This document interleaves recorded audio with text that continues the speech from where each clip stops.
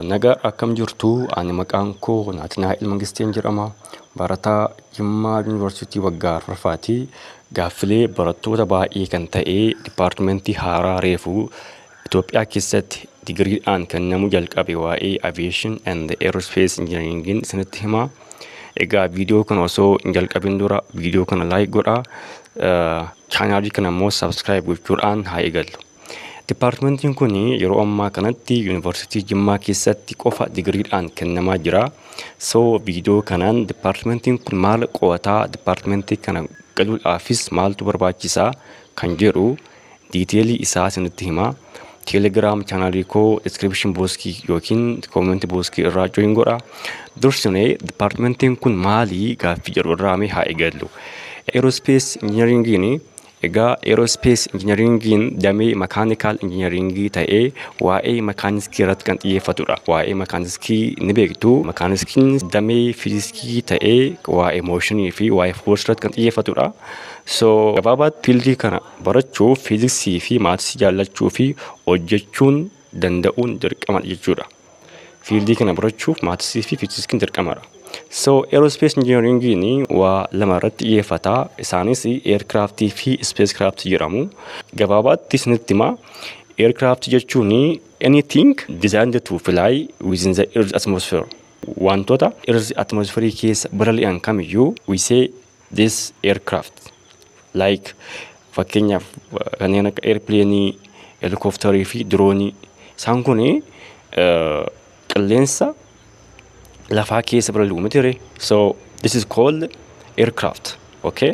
So walumaa galatti wanti qilleensa lafaa fi giraafitii irratti hundaa'uun samii keessa balali'u kamiyyuu aircraftii jedhama jechuudha. Fiildiin kun wantoota samii keessa balali'an kana design godhaa, develop godhaa akkasumallee manufacture godha jechuudha. So lamaffaa irratti immoo fiildiin kun kan irratti xiyyeeffatu spacecraftidha. Spacecraftiin immoo gabaabaatti anything designed to travel beyond this Earth atmosphere and operate in the outer space.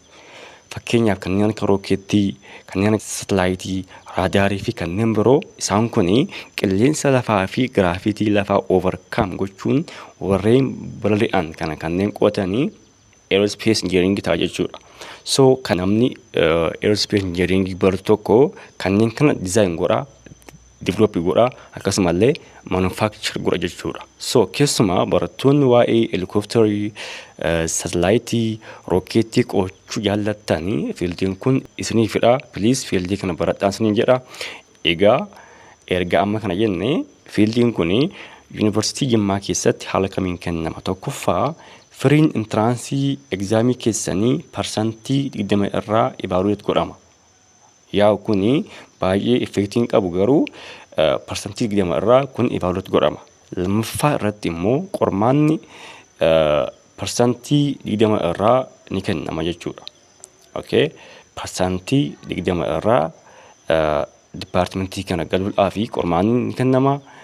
Qormaanni kunis sabjektiiwwan sadii qabata. Isaanis English, Maths and Physics. Okay? Isaan kana qoratamtu jechuudha. Ingiliffii amma kana waan ulfaatu hin qabu. Ingiliffaa entraansii fi freshmaanii caalaa wanta amma kana ulfaatu miti jechuudha. Maatsiin immoo waa'ee integrationii, waa'ee derivationii fi kanneen biroo qoramtu jechuudha. Okay? Wantoonni biraas jiraachuu danda'u garuu isaan kun beezikiidha jechuudha. Itti aansee fiiziksii. Fiiziksiin immoo naannoo mekaaniksii porshiniiwwan jiran kanneen akka kinematiksii, projectile motion, planetary motion, warreen jedhaman qorumsa irratti inni ba'u jechuudha. Because fiildiin namti kun iyyuu waa'ee kana irratti qo'ata waan ta'eef. So basic knowledge waa'ee kana akka qabdan test gochuuf qorumsi kun ni ba'a jechuudha. Okay? Sadaffaa fi inni bu'uurri GPA dha.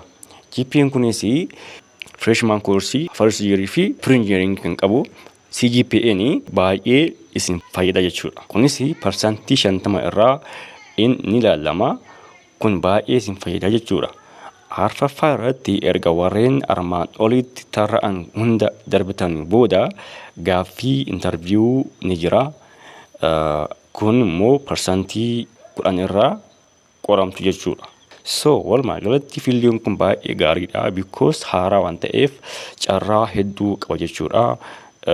Yeroo ammaa kanatti immoo high marketingii qaba jechuudha because Itoophiyaa keessatti fiildiin kun haaraa waan ta'eef mootummaan like Itoophiyaa insa hin barbaada. Naannoo aviation baay'ee barbaada. Keessumaa namoonni fedha qabdanii naannoo kanarratti yoo barattan baay'ee isin fayyada jechuudha. So miidiyaa kana subscribe godhaa. Viidiyoon kun immoo nama hedduu bira ga'uuf like godhaa isiniin jenna. Horaa bulaa.